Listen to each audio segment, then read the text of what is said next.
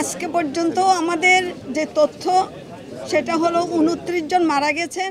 ISPR এর তথ্যে যে একটি হাসপাতাল অন্তর্ভুক্ত হয়েছে সেটা হচ্ছে লুবনা, যে হাসপাতালের তথ্য সম্পর্কে আমরা এখানে আসার আগ মুহূর্তে তাদের সঙ্গে যোগাযোগ করেছি।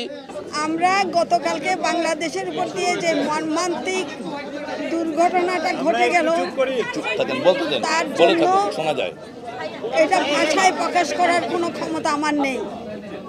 আমি গতকালকে যখন বাংলাদেশ চক্ষু হাসপাতালে আমার চোখ অপারেশন করতে গিয়েছিলাম, ওখান থেকে ফিরে এসেই খবর পেলাম, টেলিভিশনে দেখলাম, ওখান থেকে ছুটে গেলাম সিএমএইচে। ওখানে ব্রিগেডিয়ার সুলাইমান জানালেন 11 জন ওরা ব্রড ডেথ এনেছে, আরও 17 জন এসছে, তার মধ্যে 2 জন মারা গেছে ইনক্লুডিং ক্যাপ্টেন সহ। তারপরে ওখান থেকে আমরা আসলাম, ওখানে আমি দেখলাম এটা অবর্ণনীয়। তাদের দেহ, তাদের আত্মীয় স্বজনের এটা ভাষা প্রকাশ করা যায় না। সিএমএস থেকে আসলাম বার্ন ইনস্টিটিউটে, লোকারণ্য, যেটা মনে হচ্ছিল এখানে অ্যাম্বুলেন্স জোগানোটাই বড় একটা ঝামেলা হয়ে যাচ্ছে, কারণ ওদেরকে যখন নিয়ে আসছে সবাই উৎকণ্ঠা সে আমরা বুঝতে পারছি, কিন্তু এই ভিড়টা কম হলে আমাদের রোগীদের আনতে সুবিধা হতো।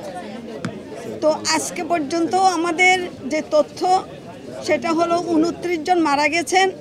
এই ব্যাপারে আরও বিস্তারিত তথ্য আমার সহকর্মী খসরু দেবে।